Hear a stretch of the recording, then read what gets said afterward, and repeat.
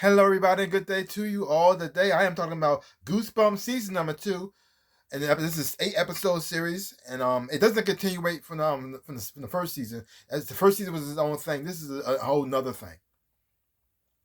In this story, we have Anthony Brewer, who's played by David Schwimmer, and they show him when he's young they call everybody his brother called him Stink. He didn't like that name, but everybody called him that. And his older brother and his friends went to this place on a dare because it's supposed to be like haunted. And something bad happens where they go missing. And you got David Schwimmer's character Anthony, who had been looking for his brother his whole entire life. He's older now. He's a botanist now. He's always been in the plants and the sciences about too. And the girl he was used to be friends, sort of friends, but as a child, she became a detective. And he been trying to get her to like find his brother, find any clues. And she found some clothes. That's pretty much it. That's pretty much it. And so now it looks like he's been divorced from his wife. He never sees his wife, and his kids come to stay with him for the summer. And the other kids around the neighborhood, it's like they get involved in this whole situation as well too, because it's like history repeats itself. They end up getting dared to go to this place, the same place that his father, his brother, his uncle went to, and so and then that bad things happen to them as well too. And this whole thing, they gotta figure out what's going on. Is it haunted? What's happening there? Why do people getting taken? And why they turn into these like weird monster type creatures as well too? Like what's happening? And you see, and it's almost like a Scooby Dang situation to find out what's going on. And you're following these kids trying to figure out what's causing the disappearance, and also bringing closer to both of them, the two kids, bringing closer to their father, and also helping them find the missing kids as well too, as well. Now, overall, I did enjoy this series. I really did enjoy the series. It was its own thing as well too. The acting performance is very bad, but I thought was fine. I thought it was great as well too. I did enjoy that as well. I really enjoyed David Swimmer here with mostly a lot. I really enjoyed mostly every scene that he's in, and I actually like the kids as well too, and got watching them on their journey, getting to know each other as well. Now the thing, it does follow a lot of tropes that I don't like in here as well. Okay, now you have Anthony Brewer. Anthony has two kids. They're twins. You got Cece and you got Devin, and they're like total opposites of one another. Cece, she's more academic. She's smart. She's in the school as well too. And Devin most like a slacker. He doesn't really know what he wants to do with his life.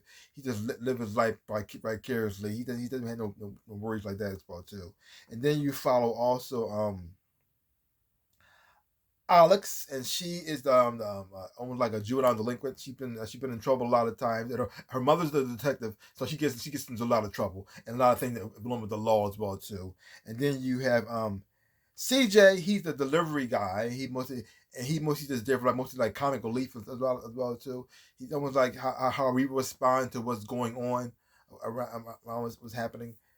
He's the only black guy in the group. So he brings like he's more like the comical relief a little bit as well too. But he's charming, he's nice, and he's nice as well. And then you have Frankie and Trey. Now Frankie and Trey are a couple, but Frankie doesn't really like Trey that much.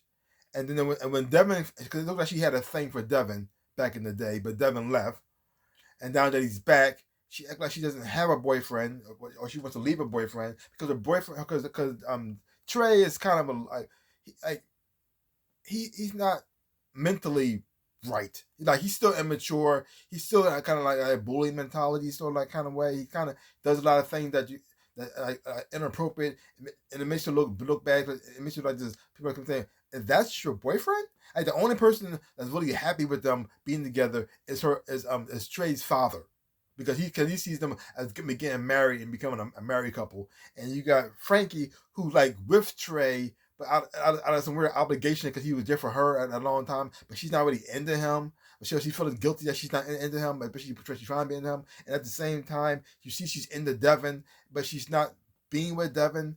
And so but at the same time, she want to keep him close, but without without being with him, but also being with Trey, but not wanting. So you got this whole love triangle thing, which I don't like.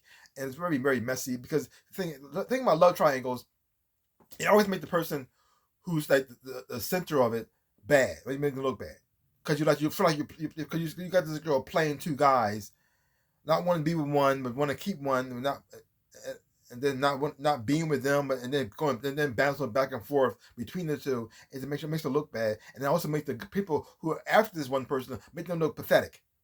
That's why I don't like those things. I don't like it when there's a guy and two girls. I don't like it when there's a girl and two guys. It doesn't really matter. The love triangle, it's just always messy. It's always unnecessary drama that I don't really like to get into. They kind of it's not a drag on thing. It's not the main thing of this, but it is in here as well too. Now, another thing in here that happened in here. Now, I didn't hate it. It's just that it just wasn't done right.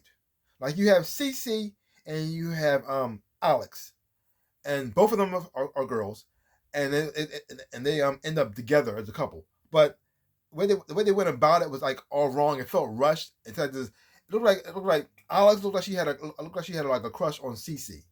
Something like she was attracted to her, and it didn't really show Cece having any attraction to her really that much.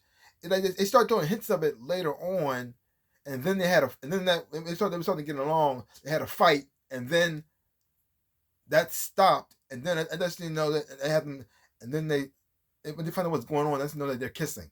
Like this sort of does. Okay, there was no build up in the relationship.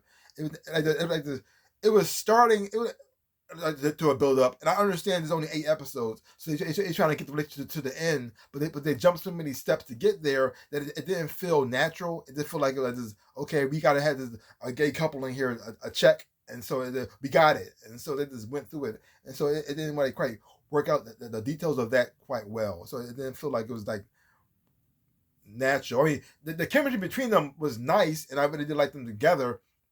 It's just that the lead up to that didn't work out that well. Yeah, that's pretty much it. So, other than the forced like love story, I wasn't really a love story, and the love triangle thing, I still didn't enjoy it a lot. The special effects in here, the CGI actually wasn't that bad. It wasn't that bad. I actually did enjoy it, and I actually enjoyed it. I actually enjoyed the dialogue in here, the acting in here. I thought it was pretty good. Now, even though this is darker than a lot of Goosebumps series, but it wasn't like scary. Well, if you were a child watching this, it might scare you. Maybe I might scare them. Maybe I don't know. But as an adult watching this, it didn't seem that scary to me. It felt like something like a child can be like a little bit scared about, because it do have creatures in it. But at the same time, it's not too scary. Because like this, I never thought any of the kids in here were actually in any real danger, really. Even though they had to go through a lot of things in here that make you say, they should be dead. That doesn't make any sense at all. How are they alive? I mean, something happened to Anthony in here where you think he should have died. Something happens, to Trey in here. You think he should have died. Something happens to the Devin in here. You think like he should be dead too. But at the same time, they keep coming back. I said, okay, I guess. So when that happened, it kind of took away the threat level a little bit. I guess nobody's going to die then, because if that can happen like this, okay, this is spoiler right here. Anthony gets cut in half, into pieces, and he's still alive, and he survives at the end. What? How? What? Okay, like, sure, I guess. So a lot of that stuff happens in here as well too. It makes no sense. It's okay, fine, whatever. I guess I don't know. Sure. Yeah. So it's not perfect, but I did enjoy it overall. I did enjoy it overall. I even say check it out for yourself. You might have fun watching it, or you might think it's the dumbest thing ever. I don't know. Just check it out for yourself. Like I said, the acting with this show wasn't that bad. What the story was about, and very, very interesting. I actually did enjoy that as well too. The chemistry between the whole cast and the crew was actually pretty great as well. The special effects were pretty good. Some of the storylines, they make a lot of sense sometimes, and some things I didn't quite like. But overall, I thought it was okay. And they give this thing a grade. I'll give it a solid C. I'll give it a solid C. But don't take my word for it. Go check it out for yourself. Hopefully you watch it, you would enjoy, have fun watching it too. So give my channel a like, hit the thumbs up, shaboop, and subscribe to my channel and share. I would appreciate it. Links down below. Connection on my social media. You want to follow me there? I would appreciate it as well too. Also, my store, about something my shirts and socks, those and whatnot. This is one of the shirts that I designed myself. This is my Dragon Rabbit shirt right here. See some stuff about stuff. I really would appreciate it. Like I always say, in my dreams of life, I am the Ninja Rabbit. Peace out, people.